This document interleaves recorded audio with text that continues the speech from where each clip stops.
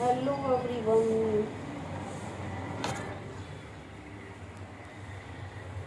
તો સવારની અંદર પૂજાનું કામ થઈ ગયું છે અને અંશભાઈ વિધિ સ્કૂલે ગયા છે અને રિંકેશભાઈ બી એમની સ્કૂલે એટલે કે ઓફિસ ગયા છે અને હવે અમે થોડું કામ કરીશું. આ ખીરું છે જેના હું ઢોસા બનાવીને ખાઈશ અત્યારે. તો કાલે સાંજે અમે લોકો ગયા હતા મણિનગર.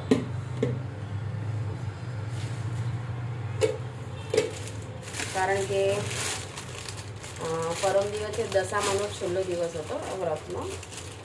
પછી અમે લોકો નીકળી ગયા હતા, રાત નહોતા રોકાયા મારા સાસરીમાં.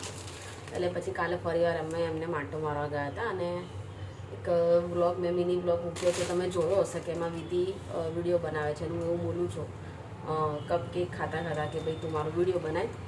હવે એમાં એવું છે કે એક કપકેક મારી હતી, 2 લાવ્યા હતા, એક મારા માટે અને એક એના માટે લાવ્યા હતા. પણ મેં જે દિવસે લાવી તે દિવસે મેં નહોતી ખાધી. એટલે અમે કાલે ગયા હતા તો મારા સાસુએ મને કાઢીને આપી કે આ તારી છે તો તું ખાઈ જાય.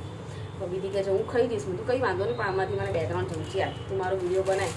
કારણ કે એઝ અ કોન્ટેન્ટ ક્રિએટર મારી પાસે એવો કોઈ વિડીયો હોવો જોઈએ કે ભાઈ હું કોઈ કેપ્શન મૂકીને વિડીયો મૂકી શકું કે પછી એક્સપ્લેન કરી શકું મિની બ્લોગમાં કે હું શું કરું છું.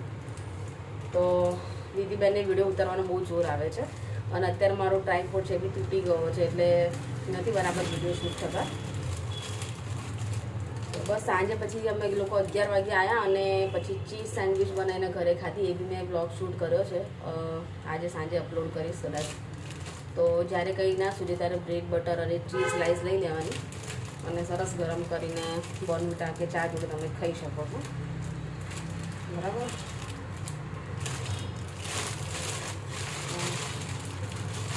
અને કંઈ હમણાં છૂટશે એટલે અમને લેવા જવાનો ટાઈમ થશે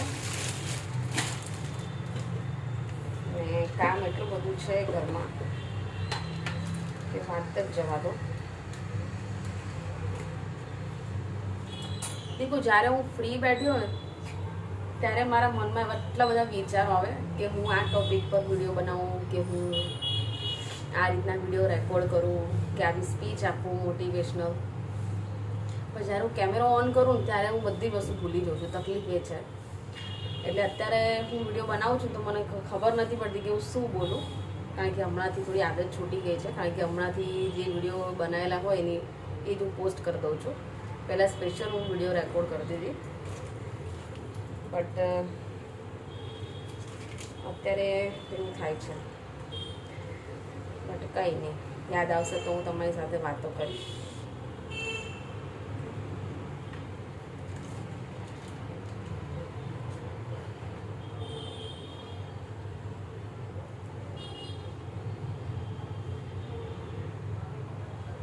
એક જ મિનિટ, હું બ્રેડ બટર બનાવું છું.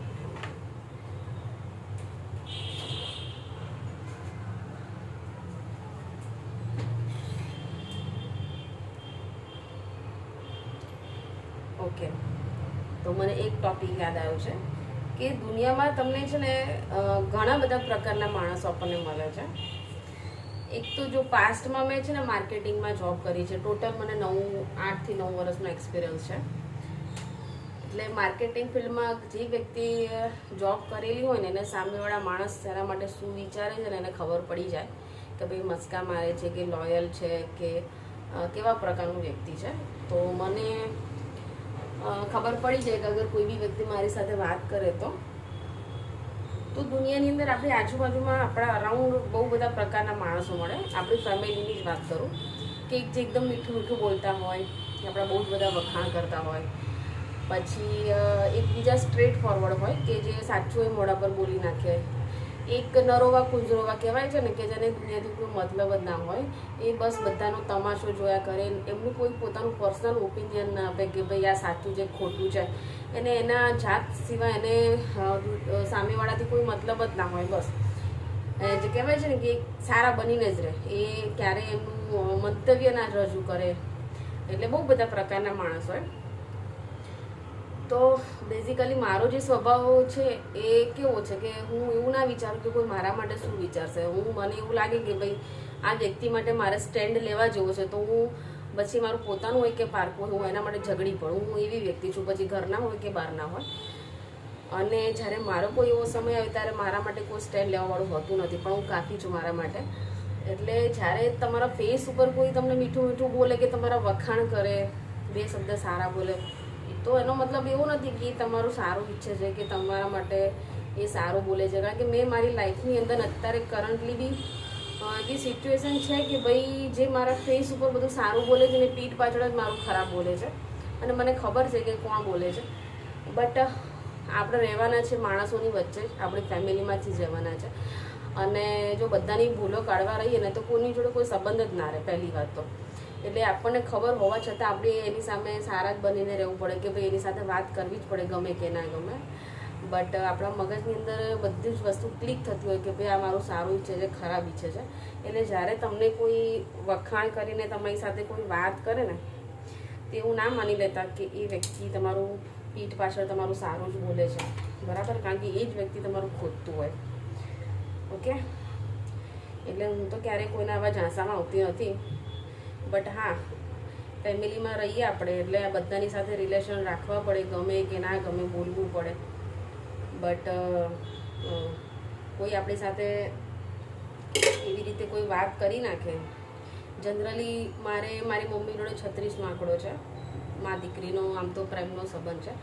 બટ હું મારી મમ્મીને જેટલો પ્રેમ કરું છું ને એટલી મારે ઝઘડો બી થઈ જાય છે. એનું રીઝન છે કે હું ઘણીવાર બહુ સાચું વધારે પડતું બોલી દઉં છું એને. કારણ કે અમે 3 બેન 1 ભાઈ છે, તો મારો ભાઈ ઘણી બધી જગ્યાએ ખોટો હોય છે, 95%, બરાબર છે.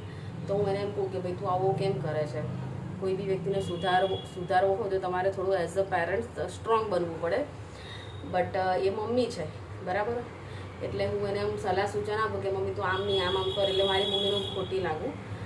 બટ એવું નથી કે હું મારા ભાઈનું ખરાબ ઈચ્છું છું કે વોટ એવર. હું મારા સાસરીમાં બી ઘણીવાર બોલતી હોઉં છું કે મારા સાસુને કે ભાઈ તમે આમ નહીં આમ કરો, બરાબર. પિયરમાં મારા ભાઈ જોડેથી મારે થોડીક અનબન હોય, ને મારા સાસરીની અંદર મારા નણંદ જોડે થોડી ઘણી હોય. જે નણંદ ભાભીને તો હોય બધા ઘરમાં. તો જ્યારે બી એવી કોઈ વસ્તુ કરું ને તો મારા ફેમિલીવાળાને એવું લાગે કે હું કેમ પેલું કરું છું. બટ એવું ના હોય. કોઈ વ્યક્તિને પર્સનલી દુશ્મની ના હોય, પણ અગર કોઈ વ્યક્તિનું ફ્યુચર સુધારવું હોય કે કોઈ વ્યક્તિને સુધારવા હોય તો સ્ટ્રોંગ બનવું પડે.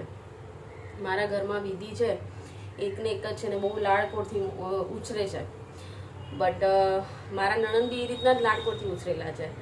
બટ હું રિંકેશને એક જ વસ્તુ કહીશ કે ભાઈ દેખો એઝ અ પેરેન્ટ્સ આપણે એને બધું સુખ આપીએ છીએ, પણ એ સામે જ્યારે બી જશે ને એને બધું નહીં મળે ને ત્યારે વધારે દુઃખી થશે. તો એને એટલી કેપેબલ, એને એટલી મેન્ટલી સ્ટ્રોંગ બનાવી છે કે કદાચ કારકુને સાસરીમાં બી જાય ને એને કોઈ એવી તકલીફ પડે ને તો એ વસ્તુને સહન કરી શકે કે નહીં એના મગજ ઉપર એ વસ્તુ હાવી થાય.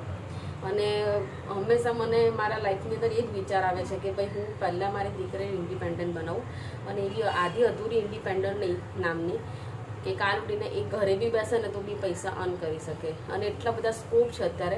અમારા ટાઈમમાં નહોતા જ્યારે હું જોબ કરતી હતી એ ટાઈમમાં, અને એ ટાઈમે મને નોલેજ હતું બી નહીં, અને મને કોઈ નોલેજ આપવાવાળું બી નહોતું કે ભાઈ આ રીતનું આ છે. સોશિયલ મીડિયા શું કહેવાય એ બી મને એ ટાઈમમાં ખબર નથી પડતી. અને હવે ખબર પડી છે તો બહુ લેટ થઈ ગયું છે, પણ કંઈ વાંધો નહીં, લેટ તો લેટ સ્ટાર્ટ કર્યું છે. હવે ક્યારે સક્સેસ મળે છે ખબર નથી. બટ અત્યારની જનરેશનને બહુ બધા સ્કોપ છે લાઈફમાં આગળ વધવા માટે, જ્યારે અમારા ટાઈમમાં એટલું બધું હતું નહીં. અને મારા કુટુંબની અંદર મારી ફેમિલીમાં હું એક જ એવી છું કે જે થોડું ઘણું ભણી ગ્રેજ્યુએશન કમ્પ્લીટ કર્યું. અધરવાઇઝ બધા કહેવાય છે નોન ગ્રેજ્યુએશન છે. બટ આ બધા બિઝનેસમેન છે, સારો એવો બધાને ધંધો છે, એટલે એમને કંઈ એવું ભણવાની બી જરૂર નથી. દેખો જિંદગીમાં ભણતર જરૂરી છે કે નહીં એ તો સમય પર જ આધાર છે, બટ ગણતર બહુ જરૂરી છે. હવે તમને એવું થશે કે બહુ મોટી વાત કરું છું, ફટાફટ વિડીયો પતાવું કારણ કે ઓલરેડી 9 મિનિટ થઈ ગઈ છે. લાઈફની અંદર ભણતર એટલું જરૂરી છે કે તમને કોઈ બનાવી ના જાય, કે તમને કોઈ ઉલ્લું ના બનાવે, તમને કોઈ બેવકૂફ ના સમજે, બરાબર છે. પૈસો બી, ગણતર બી એટલી જરૂરી છે કે ભાઈ તમારી પાસે આખા ગામનું નોલેજ હોય અને પૈસા ના હોય તો કોઈ મતલબ નથી એ ભણતરનો, બરાબર. એટલે બંને વસ્તુ ઇક્વલ છે, બંને વસ્તુ જરૂરી છે. આપણા મોદી સાહેબ ભણેલા નથી, બરાબર, પણ માઇન્ડેડ છે, શાર્પ માઇન્ડેડ. જે ભણેલા લોકોને એમની અંડર નીચે રાખે છે, એમના હાથ નીચે. તો એક મોટું એક્ઝામ્પલ છે. જે લોકોને એવું ઘમંડ હોય કે ભાઈ અમે ભણીને જ અમારી લાઈફમાં આગળ વધી શકીએ છીએ, બટ એવું નથી હોતું. લાઈફની અંદર આગળ વધવા માટે સ્કિલ જોઈએ છે, બરાબર, અને સારી એવી સમજણ જોઈએ છે. એટલે ઇન કેસ તમે ભણી નથી શક્યા કે તમને ભણવા નથી મળ્યું કોઈ બી કારણોસર, તો ઘણા બધા એવા એક્ઝામ્પલ છે કે જે એમની લાઈફમાં ભણેલા નથી છતાં બી આજે સક્સેસફુલ છે બધી રીતે. ઓકે, તો અહીંયા વિડીયો એન્ડ કરું છું. વિડીયો ગમે તો લાઈક, શેર અને ફોલો કરવાનું ના ભૂલતા.